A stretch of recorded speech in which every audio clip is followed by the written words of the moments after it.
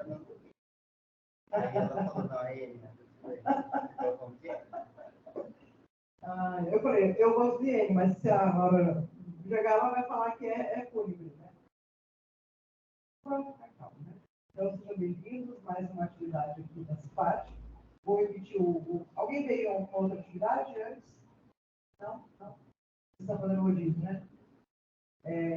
Então, a gente está fazendo novamente a CIPAT esse ano, né? Então, cumprindo também uma legislação, mas mais ainda preocupação com saúde e bem-estar. Então, a gente tem atividades que falam de saúde e segurança no trabalho, do ponto de vista físico e também do ponto de vista emocional, socioemocional. Nós tivemos ontem 2 atividades, uma atividade com a Carol sobre primeiros socorros psicológicos e um pouquinho de estresse e ansiedade, como acolher, né, esse aspecto, e sobre saúde do homem, que é importante, porque os homens em geral não fazem prevenção, não se cuidam, os homens em geral, quando descobrem, já está muito avançado, então todo ano a gente faz a campanha, né? Daqui a pouco eu deixo você falar, porque você ia pegar o microfone antes, e ninguém não aparece. Hoje você vai falar um pouquinho também. Porque agora, na anterior, ele deu a palestra, então eu não dei o microfone para ele. Agora ele vai falar um pouquinho também. Então, a gente está no projeto tentando fazer essas ações de integração, né, de saúde mental e de saúde emocional, de saúde no trabalho. Então, essa é mais uma ação. Amanhã a gente tem uma atividade com o bombeiro falando sobre segurança doméstica e depois a gente tem uma atividade teatral, uma abordagem, uma palestra também, mas uma atividade depois de uma proposta teatral com o Paulinho, ele está todo empolgado, ele preparou uma atividade, vai ser bem legal também, se vocês puderem voltar. A gente tem na sexta de manhã a enfermagem e a biomedicina e farmácia fazendo também atendimento, que a gente está chamando de saúde Unifeb em ação interna, né, que a gente faz sempre essa ação para a comunidade, e agora a gente está fazendo aqui dentro, então a gente está promovendo algumas ações. E a semana que vem, no dia 6, na terça à tarde, também como parte das atividades da CIPAT, a gente vai ter uma oficina de ecobags. Então eu trouxe uma artesã que costura e ela vai nos ensinar a montar uma ecobag. Então, aí a gente está preparando lá a arte, vai divulgar, a gente vai, porque deu um atraso, não consegui colocar essa semana, e até tá ok, eu consegui ontem o ok. Então, acho que vai ser uma atividade bem interessante, a gente vai fazer no laboratório de práticas pedagógicas, a gente vai trazer 2 máquinas de costura, depois eu vou falar, quem quiser trazer a própria também, né? E ela também vai ensinar a fazer à mão, né, a costura e tal. Aí eu estou sugerindo trazer tecidos, reuso, né? Trazer botão, trazer tinta, trazer o que quiser para bordar e personalizar, né, coberto. Então, sim, mais uma ação aí, eu coloco isso agora, principalmente porque a Mariane vai falar sobre isso agora, né? E aí, hoje, né, a Mariane veio, a Mariane, tá? A Mariane vai... depois eu apresento a palavra para ele. A Mariane vai falar sobre sustentabilidade. Então, são ações que a gente promove para pensar, tanto na gente como pessoa, a gente como profissional, a saúde da empresa como um todo, né, da organização, e a comunidade que a gente está inserido. Então, a gente é muito uma comunidade, a gente também precisa pensar nisso, né? Então, o impacto que a gente causa, cada um de nós causamos um impacto, né? A gente acha que é pequeno, mas se todo mundo fizer a sua parte, a gente consegue uma grande mudança de comportamento. Então, é por isso que a gente está aqui hoje, tá? Cléber.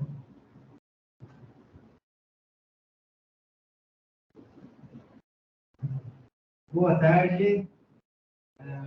Como a Adriana já mencionou, né, as ações da CIPAT, só que dentro do âmbito da segurança do trabalho, existe também o que eu sempre digo, que é nosso bem-estar como pessoa, né? O nosso meio ambiente, né? E o meio ambiente que nós vivemos com a nossa família. Então, tudo tem que estar em equilíbrio. Aí eu achei esse tema fantástico porque a sustentabilidade, que é a consciência, né, com o meio ambiente, mas meio ambiente mesmo, né, diferente daquele de casa, é o meio ambiente coletivo.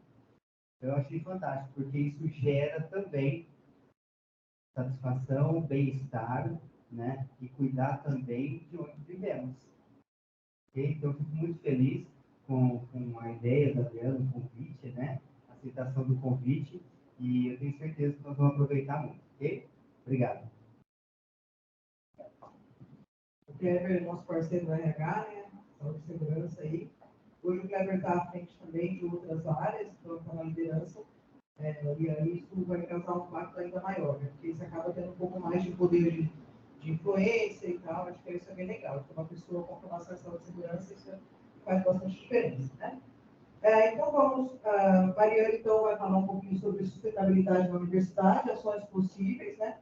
A Mariane é engenheira agrônoma pela Universidade Camilo Castelo Branco, mestre em agricultura tropical e subtropical pelo Instituto Agronômico de Campinas, docente de engenharia agronômica na Unifeb desde 2019 e lecionando as disciplinas de produção vegetal, pós-colheita e preservação ambiental. Por isso ela está aqui, né? Foi convidada para, agradeço muito o convite. Nos trouxe mudas de flamboyant para a gente levar depois da palestra, né?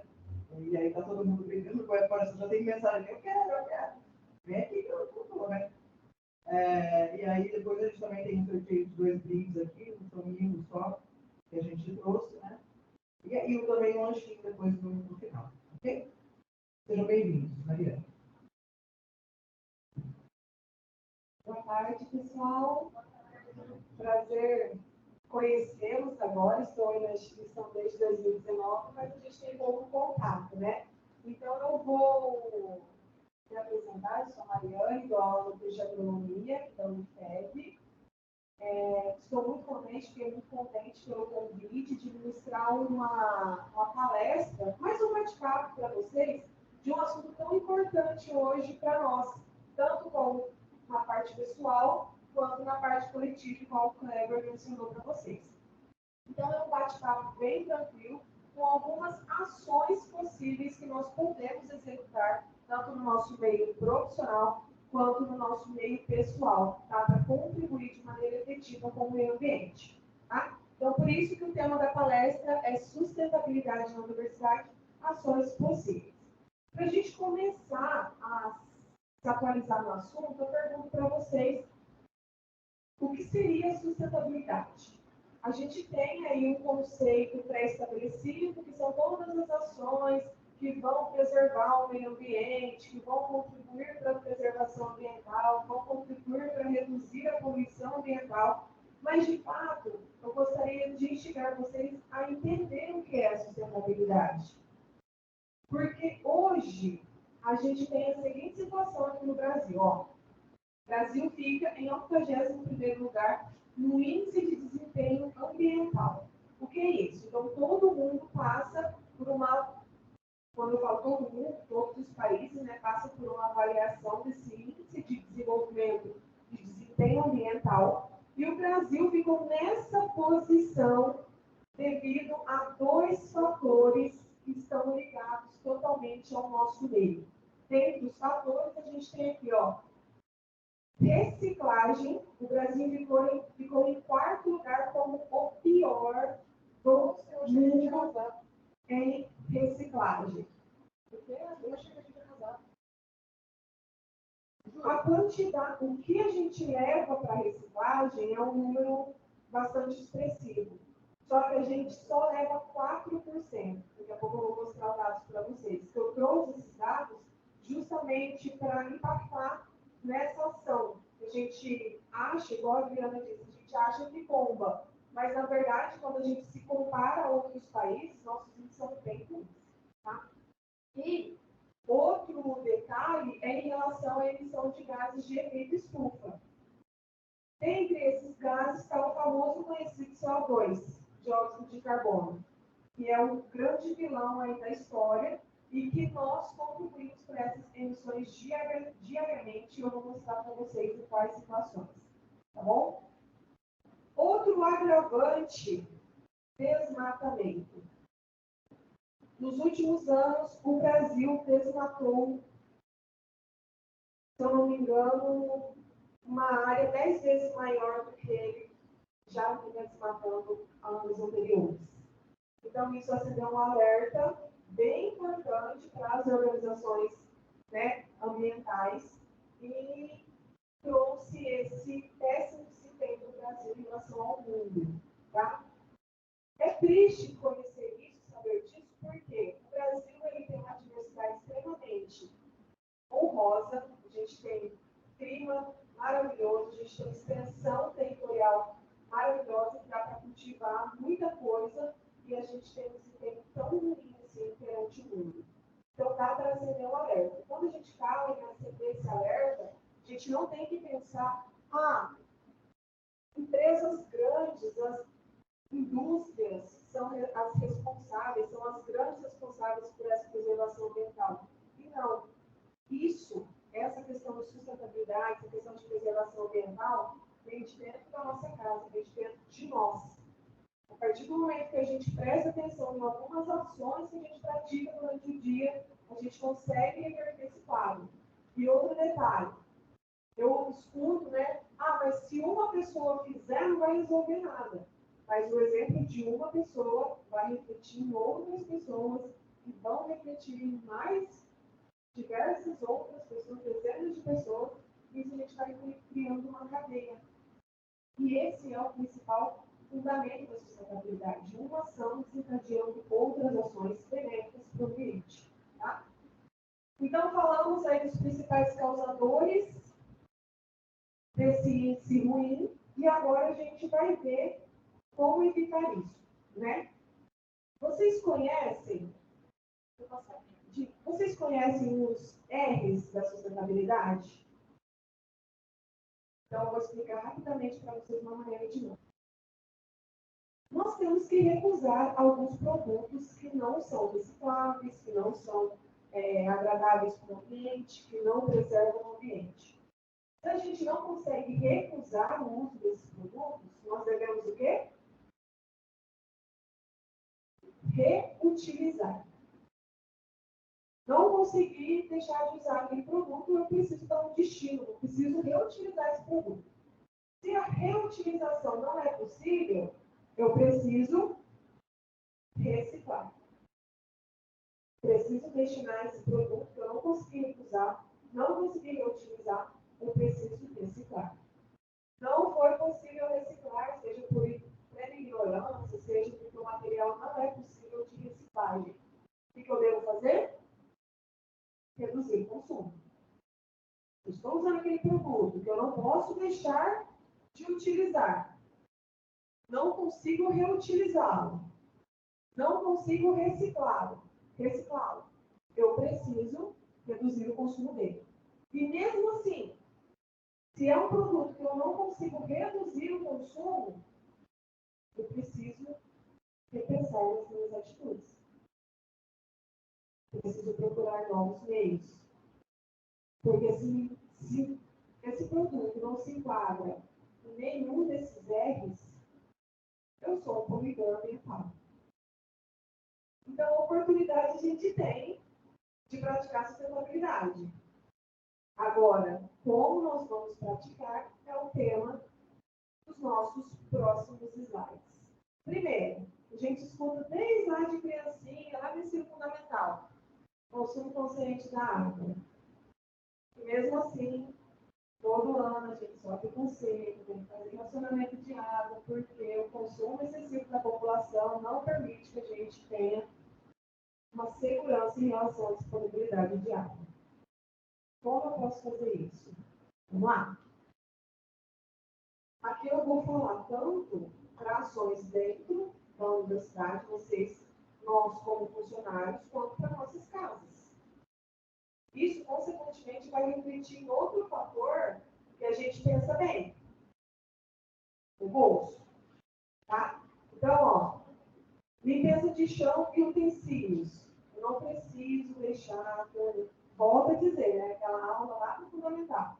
Não preciso deixar a torneira esbanjando água, porque vai limpar melhor, não vai limpar melhor. Existem estratégias para a gente concretizar uma limpeza sem desperdiçar tanta água. Primeiro, uso de mangueira. Devia ser abolido.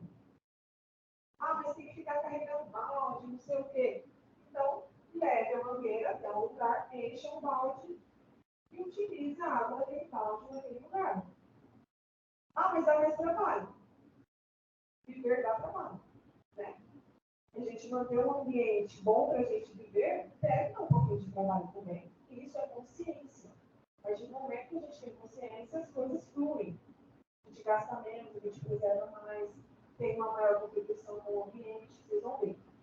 Outro detalhe, higiene pessoal. Por que eu coloquei isso?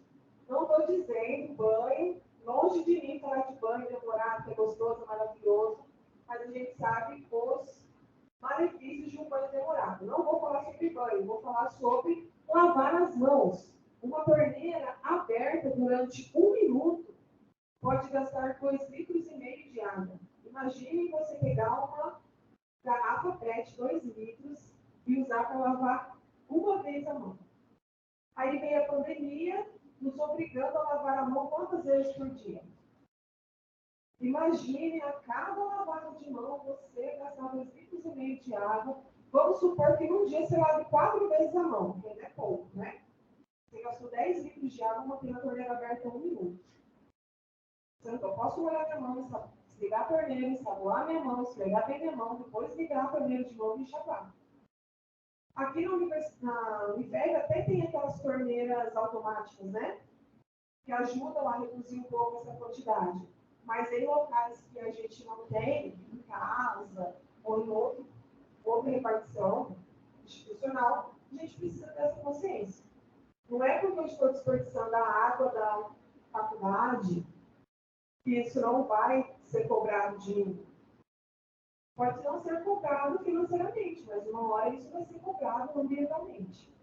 Então, vai essa reflexão, tá? Outro detalhe, captação de água da chuva. Isso é uma saída para diversos problemas, principalmente depois de uma chuva, o chão acaba ficando sujo. Tem sujeira no telhado, essa sujeira vem para o chão. Muitas zonas de casa, até locais de acesso comum, fica embarreado, fica. Depois de chuva, a gente tem que acabar lavando. Se a gente captar, a gente consegue reaproveitar essa água para fazer esse tipo de limpeza. Dá trabalho? Dá. Novamente, viver também não é muito fácil. Né? A gente precisa trabalhar, a gente precisa fazer trabalho de casa, trabalho numa profissão, e assim a gente vai construindo um ambiente cada vez melhor, mais sustentável. E outro detalhe é vazamento. Se eu sei que tem algum problema de vazamento, eu preciso comunicar. Às vezes, a pessoa responsável por manutenção não vazamento, mas eu sei que tem. Então, eu vou lá e aviso. Por quê? Qual é o problema de um vazamento? O vaso sanitário com válvula em tempo de acionamento de 6 segundos gasta cerca de 12 litros. Quando essa válvula tem algum probleminha, está com algum defeito, isso passa para 30 litros. Numa descarga. Eu estou gastando quantas vezes a mais? Porque a válvula está com problema. Então, eu posso avisar o responsável, ó, aquele banheiro está com algum problema ali na descarga, está travado, está vazando mais água do que o normal, né? Então, são ações que a gente pode começar a praticar, de alguma forma vai refletir com o meio ambiente. São 30 litros de água, gente, numa descarga. É muita coisa. Certo? Continuando, a parte da coleta seletiva, que é um dos índices que colocou o Brasil naquela posição horrorosa lá no índice de desempenho ambiental.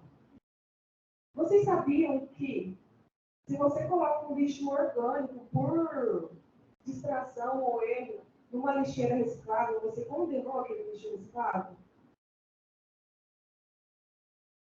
Às vezes você nem precisa separar o lixo. Você tem ali a lixeira de coleta seletiva, você coloca o seu lixo, tanto reciclável quanto orgânico, na lixeira orgânica. Só que se um dia, por um momento de distração, você foi lá e jogou algum alimento orgânico dentro da lixeira reciclável, você condenou aquele material reciclável. O material não dá para ser reciclável sujo. Materiais recicláveis, por exemplo, latinha de manteiga, margarina. Se você desocupar, acabar aquele potinho de margarina e você jogar direto no lixo, você não está reciclando, porque quem for reciclar aquilo lá não vai reciclar sujo. Precisa estar minimamente limpo. Então, o problema da coleta seletiva é que, às vezes, eu não faço a coleta seletiva, não faço questão de colocar na lixeira certa.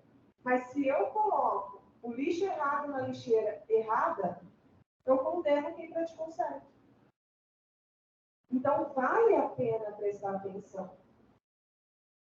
Uma ação influencia outras ações. Tá? E aqui eu trouxe exemplos de dados de coleta seletiva no Brasil. Nós produzimos 80 milhões de toneladas de lixo por ano. O que vai para a reciclagem? 4%. Posso fazer uma pergunta? Pode. Porque eu acabei de me condenar agora, porque eu jogo tudo. A maioria das coisas, quando eu chego aqui, eu jogo tudo. Mas e a água que a gente usa para lavar? Compensa lavar e reciclar? A gente orienta se a água reutilizável. Então, por exemplo, vou limpar o potinho de margarina, faço a pré-higienização e, por exemplo, a água que vai escorrendo daquela lavagem, daquela limpeza das louças de jornal, vai deixando diluir aquilo ali. Né? Não precisa usar uma água limpa para lavar, higienizar aquilo lá. É só uma limpeza mínima, para não ir sujo para a reciclagem. Bem gordurado, às vezes vai, mas sem resto de alimento, né? Sem resíduo.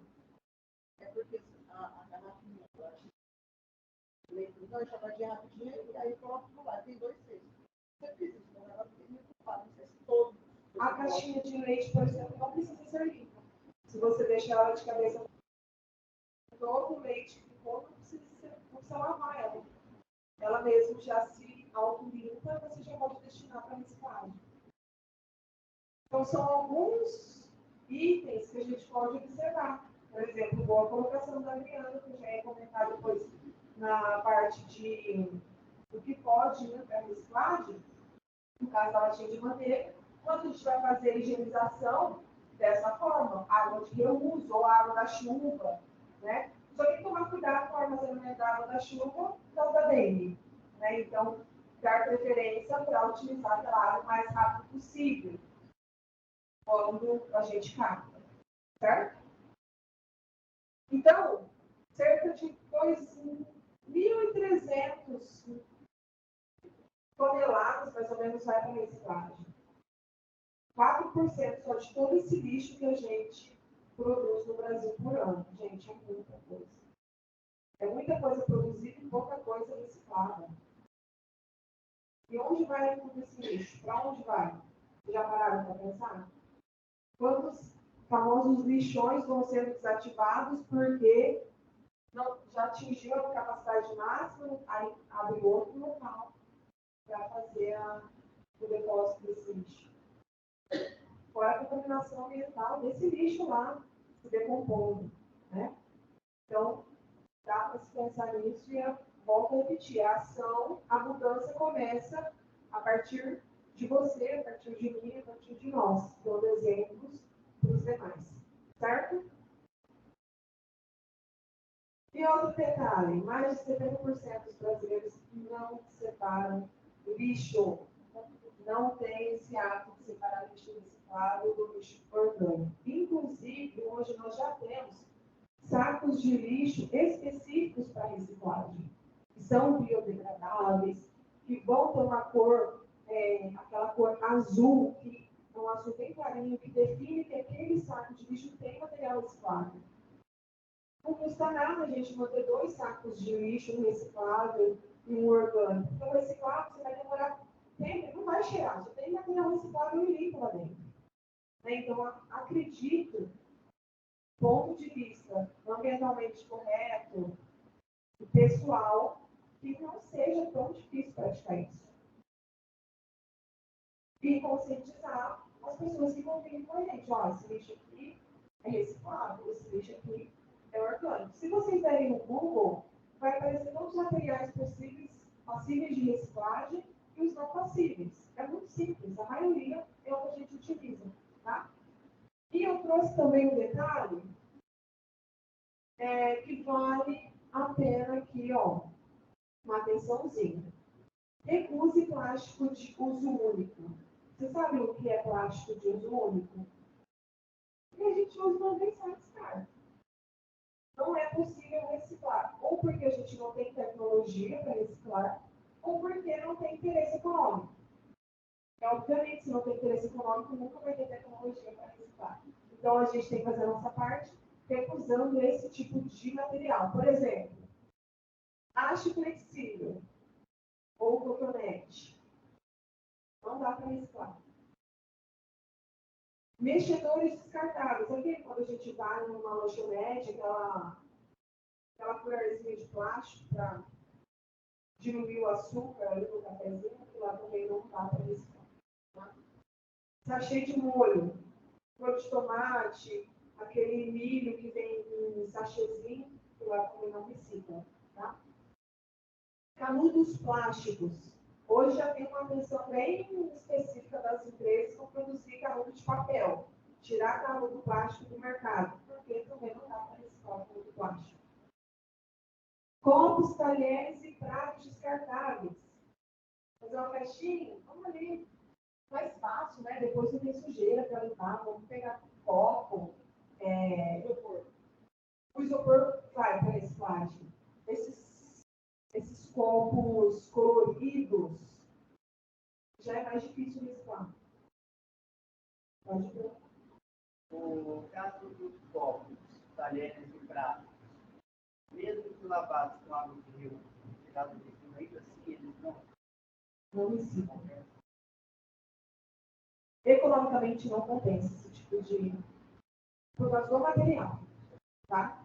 Esses são materiais que não tem.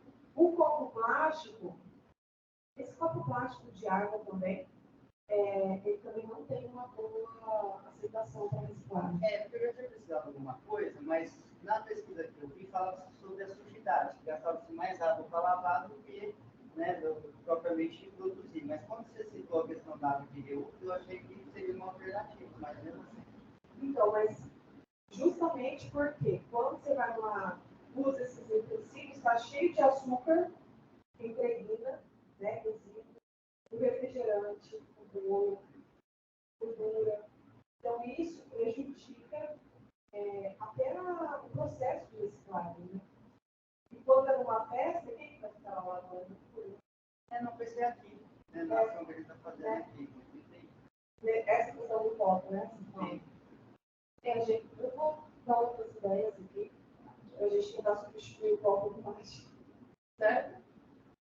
Palito de pirulito, aquele de plástico também, comum, também não vai para reciclagem. Bexiga e copinho de festa. Bexiga é um terror, né? Não tem nem tecnologia ainda aqui no Brasil para conseguir reciclar bexiga. E embalagens de plástico pop, que é aquela embalagem de bolacha recheada, que é meio aluminizada, então lá também não tem possibilidade de ser reciclado. Então, às vezes, a gente até coloca na reciclagem, mas chega lá no beneficiamento, na recicladora, vai ser descartado. Vai para o lixo comum. Aqui, já dei uma prévia ali, quando a Adriana perguntou, descarte de embalagens longa-vida, que é a mais destinada para reciclagem, que é a caixinha do leite. Então, como eu disse, volto a repetir, não precisa da limpeza, é só deixar sem tampa de boca para baixo para tirar todo aquele líquido. E detalhe, volta a tampa para mandar para reciclagem. Porque às vezes você manda a tampa separada, a tampa se perde. E aí não vai para reciclagem. Muito pequena. Né? Um grande volume acaba perdendo. Então, volta a tampa, manda para reciclagem, que lá eles vão dar o destino correto. Tá bom? Continuando, adoção de copos e garrafas sem ser descartáveis. Né? Então, ó, diquinha.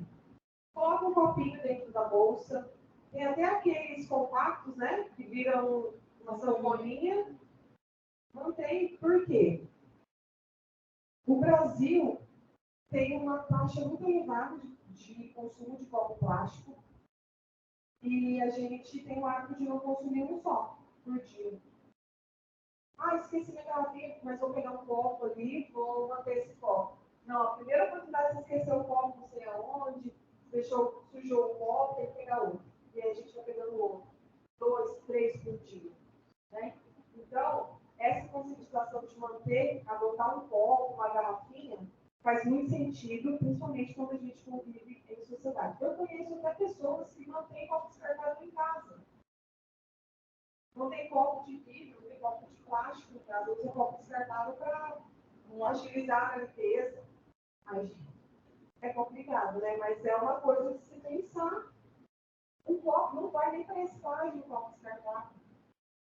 Então, tem que pensar bastante cautela nesses detalhes, tá? Ó, no Brasil, 720 milhões de copos descartáveis são consumidos por dia e corresponde a 1.500 toneladas de resíduo diariamente. 720 milhões de copos descartáveis consumidos por dia. No Brasil. É muita coisa, né? É muita coisa, né? E esses dados são de 2020. Eu não encontrei de 2019 e de 2021, que deve ter dado uma mudança. É muita coisa, né? Gente, já são 10. É muita coisa. Isso que a gente está considerando que, por exemplo, numa instituição, às vezes os funcionários consomem um copo, mas tem aquela família que não frequenta uma clínica, não frequenta uma universidade, que não consome. Então, às vezes, o copo O maior, olha, tem gente que comentou. Gastando 14, porque eu não estou gastando todos esses copos. exatamente. Né? Então, o consumo é muito, gente. Podem observar. Quantos copos vocês utilizam por dia se vocês não têm um copo fixo, uma garrafinha? Comecem a contar. E multipliquem isso por 200 dias. Vamos colocar em 365 dias do ano. Coloquem por 200. Vocês vão ver que dá muito copo por pessoa. Que é totalmente necessário, né? Em relação... Tudo pedido aqui daquela fila. Tá. Agora vai tudo identificar essa campanha. Bem legal. Uma caneca, né? A gente tem a caneca de café, ou a chiquinha, né? Sim, sim. Não, ótimo. É uma excelente saída. Outro detalhe que chama bastante atenção em dados, tá? Falando em dados, é o consumo de papel. Aqui a gente vai falar de papel sulfite A4, das impressoras aqui que a gente mantém na instituição, que é a maioria em casa, que a gente nem está considerando de projetos, de engenharia, essas coisas, tá? A gente está falando de papel sulfite comum A4. Ó, o consumo de papel no Brasil por habitante é de cerca de 50 quilos por ano. Isso corresponde a mais de 10 mil folhas de sulfite por ano. Média de consumo brasileiro por ano. Sabe o que isso representa? Uma árvore e meia destinada só para o seu consumo de papel sulfite por ano. Começou 1º de janeiro, até 31 de dezembro, você sacrificou uma árvore e meia para o seu consumo de papel. Há muita coisa, mas é uma média brasileira, né? Obviamente. Eu não gasto tudo isso, mas tem lugares que gastam e entram na média. Qual que é a solução para isso? Qual que é a solução para isso?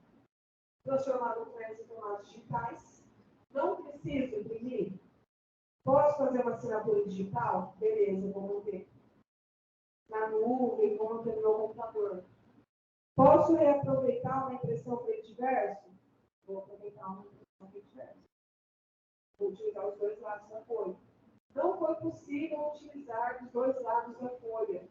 Às vezes é um documento que foi impresso errado, tá? Vou reaproveitar o verso para fazer anotação e usar como rascunho. Eu acho que isso é o básico do básico para a gente manter, no mínimo, uma ação sustentável, né? E configuração correta da impressora. Porque às vezes a gente não se apega a esse detalhe e imprime lá um documento de 50 páginas com a impressora desconfigurada. Aí ficou muito pequeno, aí ficou muito grande, ficou cortando a margem, aí tem que imprimir de novo. Aí onde entra? As 10 mil folhas de sulfite por ano por pessoa. É muita coisa, gente. É muita coisa. Certo? Continuando, um tema bastante popular, consumo consciente de energia elétrica. Então, se eu estou num ambiente que é possível abrir janela, que é possível tirar as cortinas para ter uma iluminação natural, uma ventilação, eu vou manter uma luz acesa. Prejudica até a nossa pele, né? Se você não passar protetor, ficar sob uma luz comum, você está como se estivesse pegando um solzinho ali, né? Precisa passar protetor solar, porque queima também. Então, eu posso usufruir dessas condições, desde que o ambiente proporcione isso, obviamente. Se é uma condição de laboratório, ou se é uma condição do escritório fechadinho ali, que eu não consigo aproveitar a luz natural, eu vou manter a luz. Com o detalhe de desligar quando eu sair do local.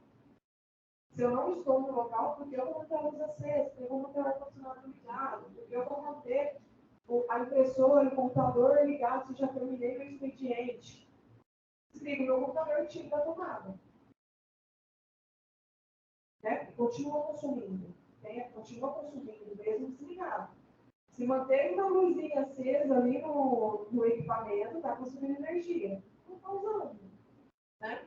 Então, alguns detalhes aí que precisam ser chamados a atenção, até porque a gente consegue reduzir o desperdício de recursos naturais. Hoje, a nossa matriz energética, no nível Brasil, é proveniente de usinas hidrelétricas. Usina hidrelétrica é uma fonte de energia renovável, porque é uma energia que vem da água, mas o represamento dessa água vai trazer prejuízo ambiental. A passagem dessa água pelas turbinas, eu vou ter ali um prejuízo com meus animais aquáticos. Eu estou trazendo prejuízo para o ambiente, mesmo sendo uma fonte renovável. Então, se eu reduzo o consumo de energia elétrica, consequentemente, eu estou preservando o ambiente de alguma forma.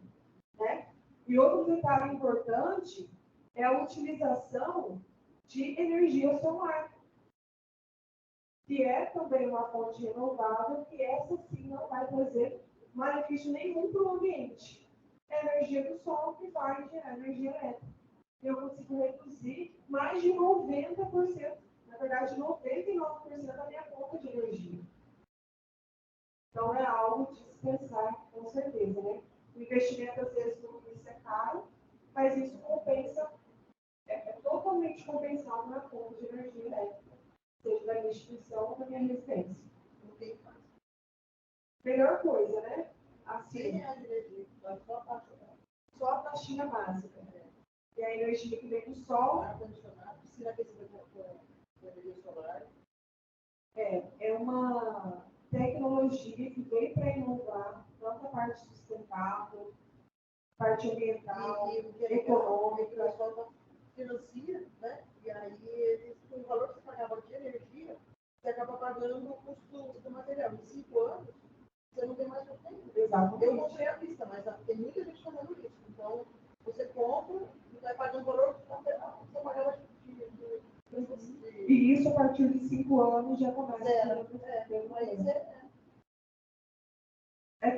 e nós temos a grande vantagem do Brasil, porque ele tem uma incidência de radiação solar durante todo o ano intensa. Tem países que não têm radiação solar, os países lá dos ápices do planeta, né, não tem radiação solar o ano inteiro. Então, o Brasil, né, na localização geográfica que a gente está, nós temos radiação solar o ano inteiro, 365. Mesmo no inverno, que é menor, que é chamado bico, aí você faz uma média, né, de produção que você manda para o sistema. Sim. Aí compensa. Então, né, você gasta menos também, porque você não gasta ar-condicionado no inverno. Exato. Você produz menos, mas você gasta menos. Isso. Aí no verão você está produzindo mais, aí você consome mais porque você usa ar-condicionado. Então é bem legal. Não, é uma tecnologia inovadora. E o Brasil, até o ano passado, ele tinha cerca de 2% de energia solar na matriz. Esse ano já começou a superar a matriz da hidrelétrica. Então, a quantidade de energia produzida pela energia solar já está quase equivalente à quantidade de energia produzida na hidrelétrica. De energia solar. Sim. Então, já tem uma região, usinas de energia solar.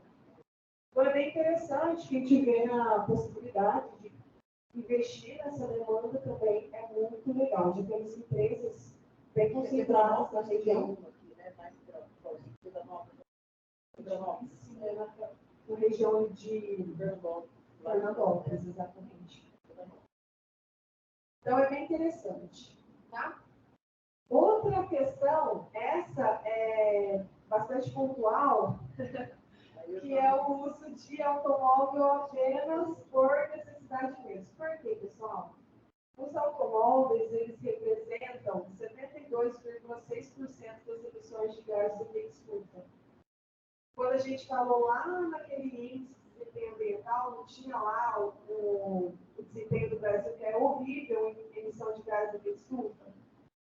Os automóveis são responsáveis por quase 1/3 da emissão de gases de efeito estufa, principalmente o combustível que você abastece o seu carro é de origem petrolífera, né? A gasolina, por exemplo. Por quê? O etanol também emite CO2, porém, o etanol, ele emite índices bem baixos de poluentes de CO2. E tem outra vantagem do etanol. Deixa eu só voltar aqui rapidinho. Se eu não posso ficar sem andar de carro de jeito nenhum, que eu preciso ir para o trabalho de carro que é longe, não dá para ir de bike, não dá para ir a pé, eu preciso de carro, tem preferência para abastecer com o etanol. Por quê? O etanol ele é uma fonte renovável, ele é produzido a partir da cana-de-açúcar. A gente considera que ele é uma energia limpa, por quê?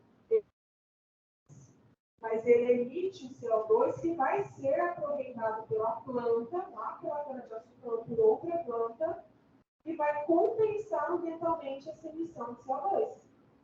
Agora, a emissão gerada pela gasolina, pelo diesel,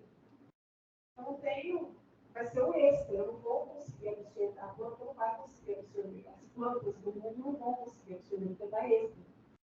Não foi gerado de uma fonte limpa, não foi gerado de uma fonte renovável. Então, não dá para ficar sem usar automóvel. Dê preferência para abastecer com etanol ou biodiesel, que agora está em alta também para os caminhões, né? Usar o biodiesel, que ele é um combustível a partir de óleo vegetal.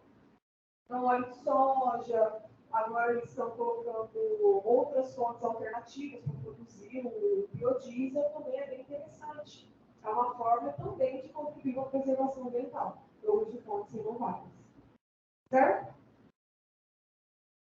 Continuando aqui. Ainda está de boa. Outra. Também já não está muito longe, não, para a gente terminar. Outro detalhe que eu queria trazer para vocês é a questão das empresas amigas do meio ambiente, ou as empresas sustentáveis, ou que geram algum serviço sustentável. Essa característica da sustentabilidade é bem interessante para as empresas. Tem premiações para as empresas que praticam a sustentabilidade. Hoje a gente tem linhas de créditos facilitadas para as empresas que praticam a sustentabilidade. E isso a gente consegue perceber nos mercados, a gente consegue perceber nesses serviços que são prestados. Um exemplo que eu trouxe para vocês é a Nestlé, que ela é uma das empresas mundialmente reconhecidas como sustentável. Porque ela teve a brilhante ideia, mediante a demanda aí do universo, né, da sustentabilidade, ela substituiu os canudinhos de plástico dos produtos por canudinho de papel. Só essa mudança fez ela subir o conceito de sustentabilidade. E aí falando da Nestlé, porque ela tem diversos outros programas, não estou fazendo propaganda, tá? Não sou paga. Não sou, é uma publi. Não é uma publi, mas quando a gente pesquisa sobre as empresas sustentáveis, Unilever e a Nestlé estão entre as empresas que praticam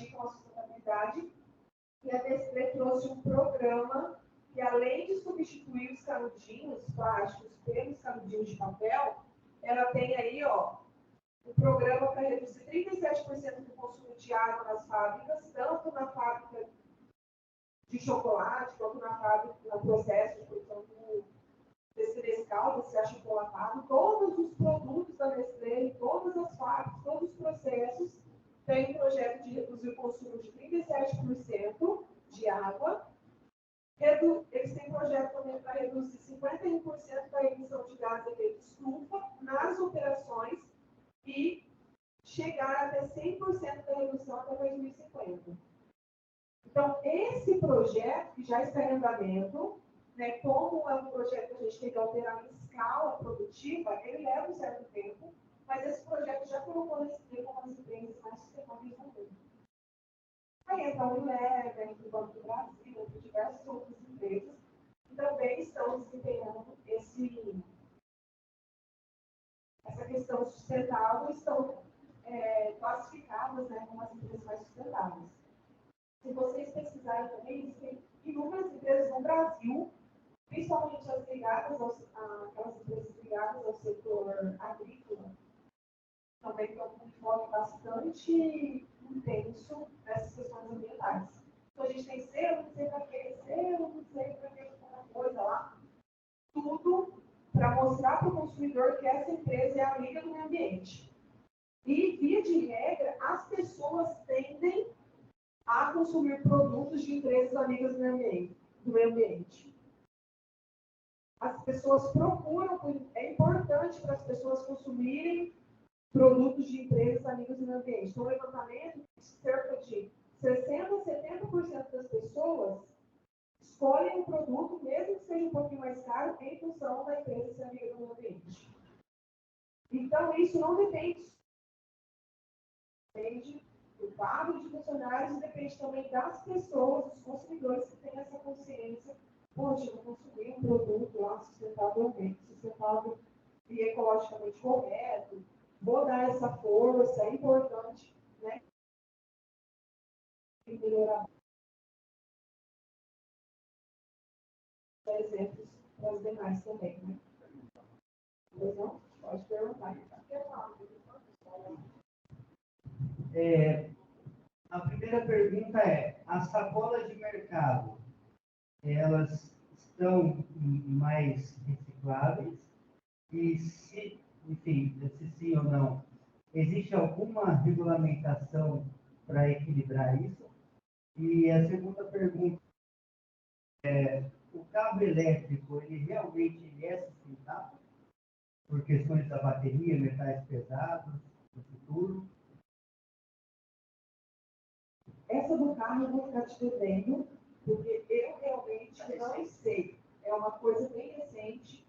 Os estudos, que geralmente são internacionais ainda, a gente não tem, pelo menos até onde eu sei, a gente não tem muita informação sobre essa efetividade em relação à sustentabilidade, tá?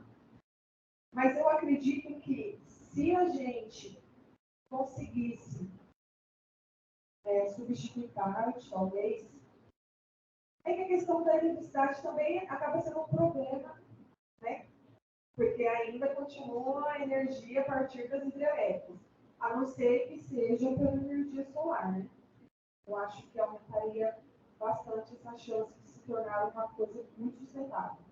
Eu acredito que para eles terem lançado, deve ter uma pegada sustentável que deve estar estourando por aí. Se já não estourou e eu que não estou sabendo, tá? Em relação às sacolinhas de mercado, obrigatoriamente elas devem ser biodegradáveis. O que é uma sacolinha? Quando ela entra em contato com o ambiente, ela tem que ter um tempo mínimo para ela conseguir se decompor. Tá? Então, hoje, teve até uma época que foi proibido o uso de sacolinhas. Porque plástico demora horrores para se decompor, não é destinado à reciclagem, e depois daquele tumulto todo, que não podia ter sacolinha no supermercado, nas revendas, né, de modo geral, lançaram essa demanda de sacolinhas biodegradáveis. Então, o tempo que ela demora para se decompor no ambiente é menor. Então, obrigatoriamente, as empresas devem se adequar a isso. né, a manter sacolinhas biodegradáveis pelo menos. Não vai reduzir 100% a poluição. Essa sacolinha vai se manter no ambiente, só que ela vai ter um tempo de decomposição menor que a sacolinha convencional. Beleza? Respondi? Continuando então, pessoal, sobre as empresas, acho que ficou bem claro, né? Alguma dúvida?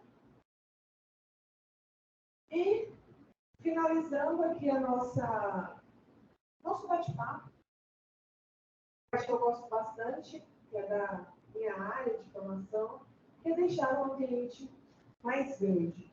Mas vocês sabem qual é a importância de uma árvore para a sociedade, para o ambiente, para a nossa saúde? Estou dizendo uma árvore, porque hoje a gente trouxe as mudinhas de flamboyant, que inclusive foram produzidas por 2 alunas lá do nosso curso, foi um trabalho de TCC, então elas produziram essas mudinhas para vocês. Mas o que de fato eu queria trazer para vocês é a importância de uma árvore, que é que eu trouxe com a intenção aí de vocês pensarem quando for cultivar essa árvore, o benefício que ela vai trazer para vocês e para a sociedade. Uma árvore, tá? Então, ó, redução da sensação térmica, fixação de CO2, que a gente já falou lá, CO2 é aquele gás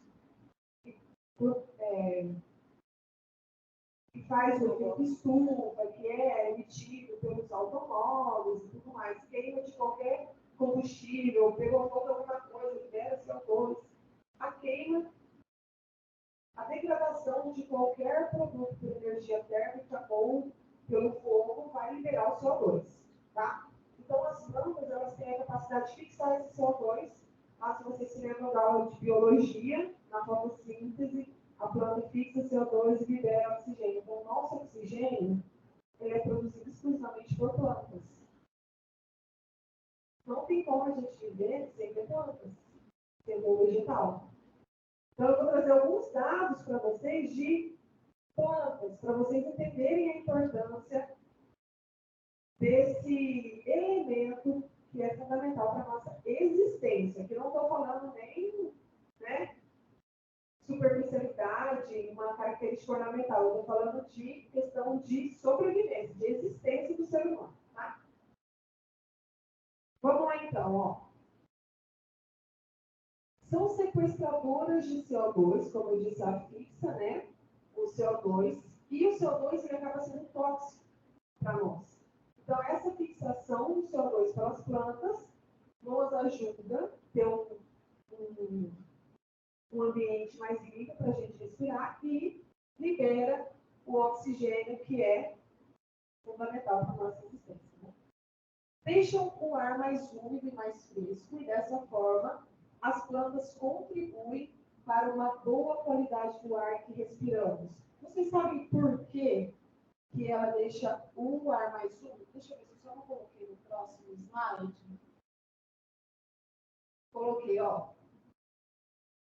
Uma árvore adulta tem capacidade de absorver 250 litros de água por dia e ela retorna água para o ambiente 60 litros. Por isso que o ambiente fica mais úmido, a gente percebe essa climatização em função de uma vegetação. Vocês podem estar assustados com a quantidade de água que ela exige, né? Mas isso fica no solo. Ela tira do solo e joga parte para a atmosfera para melhorar, modificar o ar que a gente respira. Então, quando tem temperaturas muito quentes, que a gente cai a umidade relativa do ar, não é porque as plantas, na verdade, é também, porque não tem a quantidade suficiente de plantas, mas também porque nem a planta consegue jogar essa água para fora em temperaturas muito elevadas. Como a gente consertaria isso? Plantando mais árvores. Se a gente planta mais árvores, a gente reduz essa temperatura. A gente reduz essa condição climática severa. Mas, em função dos desmatamentos, vocês sabem, né? Como que virou tudo isso, acaba sendo prejudicado em relação a isso. Mas voltando, Uma árvore adulta de tamanho médio produz 120 kg de oxigênio por ano. Então, ela fixa o CO2 e libera 120 kg de oxigênio por ano. 1 hectare de árvores, 1 hectare tem uma medida de 10 mil metros quadrados. É um quarteirão, 100%. Um quarteirão representa mais ou menos 1 hectare. 1 hectare só de árvores produz oxigênio suficiente para 40 pessoas. 1 hectare de árvores produz oxigênio suficiente para 40 pessoas. Estamos com 8 bilhões, né? Batemos a marca recentemente de 8 bilhões de habitantes no mundo. Quantos hectares de vegetação a gente precisa? Aqui a gente está falando de árvore, tá? Que tem um desempenho espetacular para fixar oxigênio, fixar o CO2 e liberar oxigênio. A gente não está falando de plantinhas, ornamentais, não. De árvores. Tem esse desempenho bem interessante. Soja, milho, eles contribuem, mas eles têm outra finalidade. A árvore é exclusiva para produzir oxigênio, gente. Então, imagine a quantidade de área que a gente precisa ter para manter a quantidade de oxigênio suficiente para o mundo. E isso a gente tem, porque o oxigênio que a gente produz não fica só no Brasil, né? Então, o mundo precisa se conscientizar. E é bem difícil, né? A conscientização mundial. Mas vamos lá. Bom, principalmente o Brasil. Os outros países até que têm uma conscientização melhor, né? O Brasil que está nesse desempenho horroroso na questão ambiental. Mas vamos continuar com algumas informações. Ó, a cada 7 árvores é possível sequestrar 1 tonelada de carbono. E 36,3 bilhões de toneladas de carbono foram emitidas em 2021. Se a gente fazer um cálculo, dá para calcular a quantidade de árvores que foram necessárias para fixar essa quantidade de CO2 que foi liberada. A cada 7 árvores, fixa 1 tonelada de carbono. Vocês estão percebendo a importância? Então, quando a gente fala, quando vocês escutam falar, olha, fulano foi multado porque cortou uma árvore na propriedade. Já ouviram falar sobre isso? Fulano foi multado porque não preservou a área lá no KPP, não preservou uma reserva. Tá aí a importância, né? Deu para perceber, mais ou menos? Ótimo. Aqui eu já falei por que então retém a umidade, tá? E outro detalhe, redução da temperatura. Árvores na cidade conseguem reduzir até 12 graus de temperatura no ambiente. E isso eu estou dizendo quando a cidade é bem arborizada. Votuporanga está entre as cidades mais arborizadas do estado, para vocês terem uma noção. E olha o calor que faz aqui. Né? Precisaria de muito mais árvores aí na cidade para conseguir reduzir esses 12 graus na temperatura. Certo? Bom, trouxe então a importância para vocês de uma área que eu gosto bastante, que é a questão sustentável mesmo. Todos os itens que a gente pontuou aqui são extremamente importantes para a sustentabilidade, mas vocês viram que nossa resistência depende exclusivamente dos vegetais. Então, eu trouxe para vocês uma mudinha dessa árvore. Vocês já devem ter visto nas rodovias. Na cidade é um pouquinho mais difícil da gente visualizar, porque é uma árvore que fica teoricamente grande, né? Ela pode chegar até 15 metros de altura e ela tem uma abertura de copa bem interessante, não faz sombra. Ela floresce em setembro, até meados agora de dezembro, a gente vê o boião florido aí para as rodovias, para os sítios. Então, é uma planta que tem um efeito ornamental, um efeito estético que fica bem legal, né, nos sítios. Ela, teoricamente, cresce rápido, ela cresce cerca de 1,5 metro por ano, tá? Então, para uma árvore, ela cresce até bem, tá? O Quem for cultivá-la, plantá-la, de preferência onde pega bastante sol, ela é cultivada no sol pleno, e ela pode viver por mais de 70 anos. Então, vocês estarão plantando uma muda que provavelmente, espero que não, né? Vocês vão morrer, mas vai estar lá ainda. Vai ficar para as gerações futuras. Nós vamos, né? Vamos deixar para as gerações futuras. Tá? Uma árvore bem interessante. Ela, até então, ela é considerada exótica no Brasil, mas ela já tem muitos e muitos anos sendo cultivada aqui no Brasil. E a gente já tem um conhecimento bem interessante dela. E eu trouxe para vocês essas mudinhas.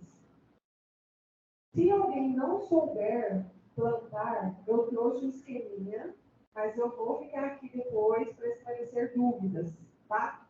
Então, na hora de abrir a cova, eu coloquei uma medida aqui de 40 centímetros de profundidade e 20 centímetros de largura, que é onde vai caber mais ou menos o sistema radicular dela, tá? Depois eu vou pegar ali para mostrar para vocês. Se possível, vocês tiverem esterco, tiver uma terra de horta, aquela terra que a gente considera mais rica, falando em fertilidade do solo, utilizem essa terra para plantar ali no início, tá? Para fazer o plantio, e depois é só manter a irrigação. Pode colocar um tutorzinho, que é uma estaquinha, só para orientar o crescimento dela. Ela vai crescer bem bonita e bem florida. Certo? Bom, pessoal, acho que é isso. Espero ter alcançado as expectativas de vocês. Vamos distribuir as mudinhas. Eu vou ficar aqui para tirar dúvidas sobre o plantio, o melhor lugar para se plantar. Acho que é muito pessoal, né? Se alguém tem a intenção de plantar. Oriento fazer o plantio em locais que tem bastante espaço. Não façam na calçada, tá? Porque ela tem um sistema radicular bem agressivo. Depois vocês vão falar assim, nossa, se a Mariane tivesse me falado, ela ia rachar toda a minha calçada, o meu muro. Então, eu já estou avisando, tá? Ela tem um sistema radicular bem agressivo. A gente costuma dizer que o sistema radicular alcança a projeção da copa. Né? A gente costuma dizer, não, é a projeção da copa. Depende do grau de desenvolvimento. Eu digo que uns 15, 20 metros, acho que dá. Acho que dá. Aí depende do crescimento. Ela chega a 15 metros, mas se ela for bem conduzida, principalmente se for em regiões bem quentes, igual a nossa, ela pode ficar até maior. Tá? 15 metros a altura. E a copa? A copa chega a uns 15, 20 metros, eu acho. Aí depende da condução. Você pode podar ela aceita a poda. E ela fica. Essa daqui que eu trouxe para vocês é a vermelha, mas a gente tem amarela e laranja. Mas essa é a vermelha, tá? Eu considero a mais bonita, ela fica mais visível. Eu, particularmente, não é por questão bem muda. É porque eu considero a mais bonita e a gente fez um trabalho de TCC de conclusão, né, das meninas baseadas na formação de mudas desse componente. Então, se alguém tem essa muda lá, tem essa árvore lá no sítio, na casa de um amigo, eu quero fazer mudinha. Então, a gente conversa para produzir mudinha de flamboyant também. Tá bom? Pois não. Alguns anos atrás, tinha uma questão de que o governo estaria incentivando a produção de árvores, tipo seringueira, e eles teriam uma compensação pelo sequestro de carbono. Isso existe ainda? Como funciona? Esse sequestro de carbono está bem na moda aí, né? Funciona da seguinte forma. Então, a gente tem uma área, pode ser com seringueira, pode ser com excesso florestal, eucalipto, uma reserva legal destinada justamente para isso. Então, o que o produtor faz? Ele vende crédito de carbono para empresas que poluem o meio ambiente. Então, se tem uma empresa, seja no país ou em outro país, que faz na sua atividade industrial, traz algum prejuízo para o meio ambiente, ele pode compensar pagando um produtor para produzir árvore para ele. Então, o que ele produz de poluição para o meio ambiente, ele compensa no outro local, pagando uma pessoa, um produtor, para produzir árvores para compensar esse prejuízo que ele está dando lá na empresa dele. Então, hoje a gente tem até isso funciona como uma moeda, que a gente chama de crédito de carbono.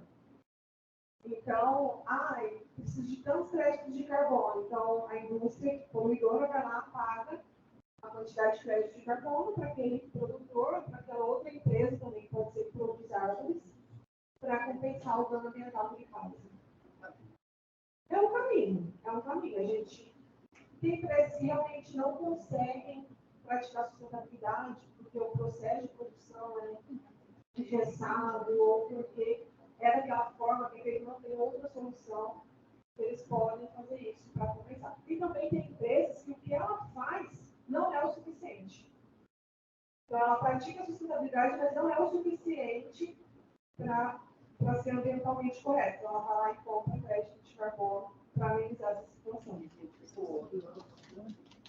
Essa incentivo o outro a produzir. E outro detalhe, a empresa que não compensa, ela pode ser multada ou ela pode sofrer as questões jurídicas, né, em relação à sustentabilidade. Tem empresas que precisam compensar para conseguir selos, né, então aqueles selos ambientalmente corretos, precisa ter compensação, se ela não atinge. Então ela vai lá, compensa, compra crédito de carbono e consegue o selo. Então, tudo que tiver aqueles selos ambientalmente corretos, então, por exemplo, o IBD, que é aquele selo para identificar alimento orgânico, a gente sabe que com o selo, aquele alimento foi produzido de forma orgânica mesmo. Aquele selo não vai, mas será que foi mesmo produzido? Não, se tem aquele selo, é porque realmente foi, passou por auditoria, todo aquele processo burocrático para constar que aquele alimento foi produzido orgânico. Forma para os selos, por exemplo, madeira de reflorestamento, ou aquele selo de madeira ambientalmente correta, é porque a produção foi feita seguindo uma prática de manejo sustentável correta. Então, o que tiver selo, podem confiar que foi produzido ambientalmente correto. Nunca não tem como falsificar esse tipo de... Não existe isso, porque precisa comprovar, né, por documentação e tudo mais, que realmente foi produzido ambientalmente correto. Então, é muito amplo, né? São muitos selos, muitos produtos que são registrados como ambientalmente corretos, principalmente das empresas amigas do meio ambiente, onde tem diversas situações que vão trazer essa empresa sustentável ou não, né? E muitas empresas são paradas. A gente vê notícias, a gente vê fiscalização, mesmo a empresa tendo selo, em algum momento, se ela desviou daquilo ali, o plano pega e interrompe, tira o selo daquela suspeita, o selo daquela empresa.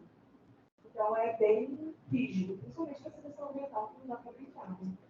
E as organizações já estão tendo essa consciência, que precisa de mais simples. Alguma coisa mais? Algum comentário? Alguma dúvida? Se vocês quiserem, estou aqui à disposição. Tá? Agradeço a presença de vocês. Fiquei muito feliz pelo convite. Eu tive uma ideia, a gente está com um projeto, né? A gente escreveu o projeto de sustentabilidade, discutindo isso. Algumas das ideias que ela colocou aqui é desse projeto. A gente fazer algumas ações de reaproveitamento, a garrafinha, né? A gente está pensando aqui. A gente fez o pedido, na verdade, que não chegou. E entre outras coisas. E aí a ideia é de pegar, de repente, esse material e transformar em uma cartilha. A gente faz uma cartilha em PDF, né? E aí, com o Google Marketing, aí ter a gente transformar isso no material e aí o PDF. para melhorar também, a gente dá uma. Então, de repente, alguma atualização do material, aí as fontes, tal, botar link, ótimo. Obrigada, adorei. Obrigada pela contribuição. Laura, entrega aqui para mim o livro para ela, por favor. Eu vou tirar foto. Nós trouxemos o menino para você e o certificado também.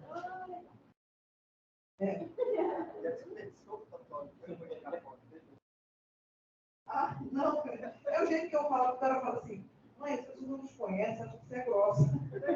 Mas é todo o programa. Deixa eu tirar foto. Não vai deixar, eu tiro foto. Vai falar assim, gente. Tem que tirar foto. Pode deixar que eu tiro foto.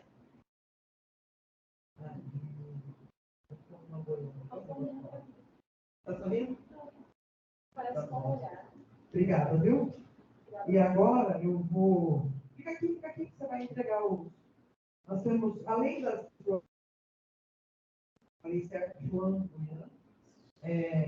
Depois vocês vão pegar. Tem papel aqui, se alguém quiser colocar embaixo, porque o saquinho tem os furinhos, pode sujar a mão, então a gente trouxe papel. Eu tenho 3 mudas que eu tenho que guardar. De pessoas que me pediram, e aí são pessoas que eu não posso falar não. Uma delas é o reitor, então, né, melhor a gente já se fala. Brincadeira, é tudo igual. E aí depois você vai mandar. Tem algumas lá em cima e tem aqui na caixinha.